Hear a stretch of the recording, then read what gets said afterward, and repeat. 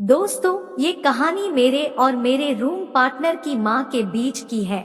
मेरा नाम पिंटू है और मेरी उम्र 19 साल है। मैं उत्तर प्रदेश लखनऊ जिले का रहने वाला हूँ, पर जॉब के लिए मुंबई में अपने एक दोस्त के साथ रहता था। उसका नाम मुकेश है। ये कहानी 2 महीने पहले की है, जब उसकी माँ रिया मुंबई घूमने आई थी। उनकी उम्र 46 साल की रही होगी, पर दिखने में वे 32 से 33 साल से ज्यादा की नहीं लगती थी। आंटी का फिगर भी 34, 30, 36 का था। वे विधवा हो गई थी, मगर उनके रहन-सहन से ऐसा नहीं लगता था कि वे विधवा स्त्री है। हालांकि सूनी मांग देखकर समझ में आ जाता था कि आंटी को वो मिलना बंद हो गया है। जब पहली बार मैंने आंटी को देखा था तो मैं एक बार को तो जैसे बुत सा बन गया था और आंटी को एक्टर देखने लगा था। उसी समय आंटी ने मुझसे बात करना आरंभ कर दिया और मैं भी उन्हें आंटी जी कहते हुए उनके सवालों का जवाब देने लगा।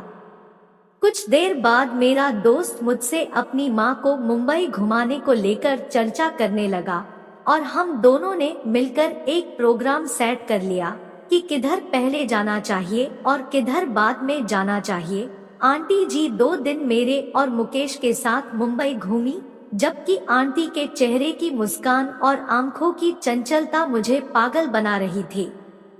तीसरे दिन मुकेश को काम की वजह से मुंबई से बाहर जाना था, तो उसने मुझसे कहा मेरी माँ का ख्याल रखना।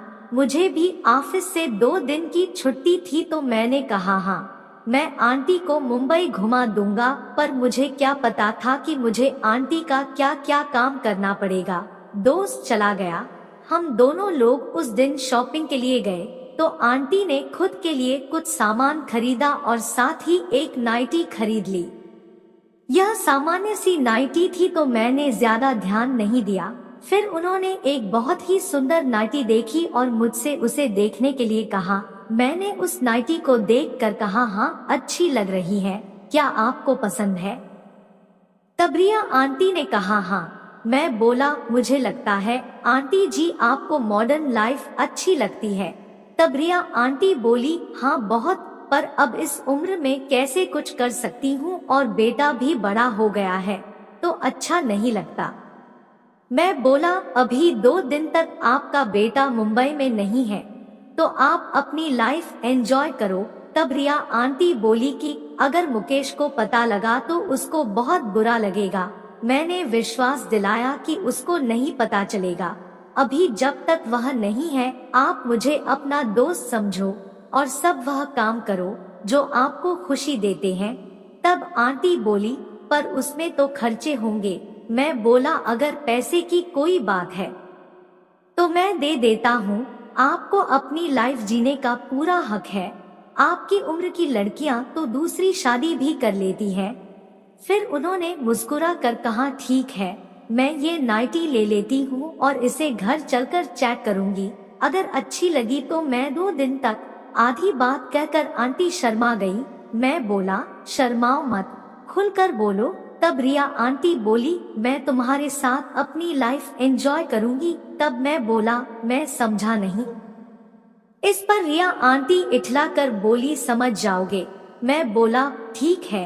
अब मैंने आंटी को कुछ वेस्टर्न ड्रेस लेकर दे दी। फिर हम दोनों अपना सारा सामान लेकर घर आ गए। घर पर आकर उन्होंने पहले मुझे एक जीन्स और टॉप पहन कर दिखाई। उसमें आंटी बहुत सुंदर और वो लग रही थी। मैं बस उन्हें घूर कर देखता रहा। वे मेरे पास आई और बोली मैं कैसी दिख रही हूँ? मैंने कहा आप तो मॉडर्न एक्ट्रेस जैसी लग रही हैं। तब रिया आंटी बोली अभी बहुत कुछ पहनना बाकी है, पहन कर दिखाऊं क्या? मैंने कहा नेक काम में देरी कैसी, जल्दी से दिखाओ ना। उन्होंने हंस कर कहा ओके, मैं आती हूँ। फिर वे अंदर गई और गुलाबी रंग की एक नाइटी पहनकर बाहर आई।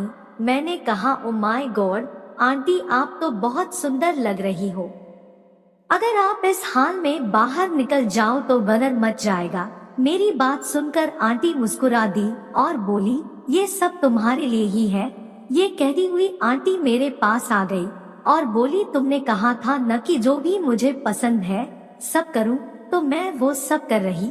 तो मैंने कहा तो और क्या करना है आंटी जी।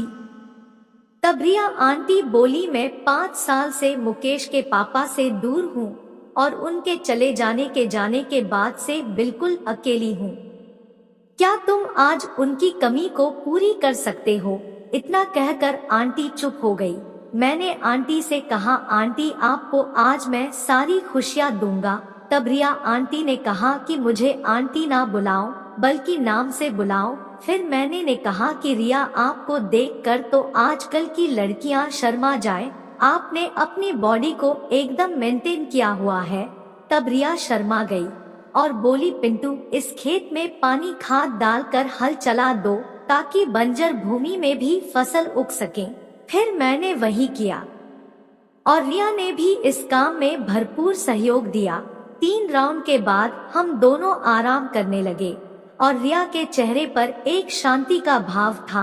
फिर वो सब के बाद हम दोनों सो गए और जब तक मुकेश नहीं आया रिया ने अपनी मॉडर्न लाइफ को एंजॉय किया। उसके आने के बाद रिया अपने घर चली गई, लेकिन मुझे अपना नंबर देकर गई थी जिसे मैंने सेव कर लिया था। फिर मैं हर वीक उनके पास जाता था और उनको डोज देकर आ जाता था। इससे उनके चेहरे पर भी खुशी के भाव थे और मुझे भी अच्छा लगता था। दोस्तों, ये कहानी एक मनोरंजन के लिए है, कोई वास्तविक जीवन से मतलब नहीं है। हमारी कहानी कैसी लगी कमेंट करें, हमारे चैनल को सब्सक्राइब करें। धन्यवाद।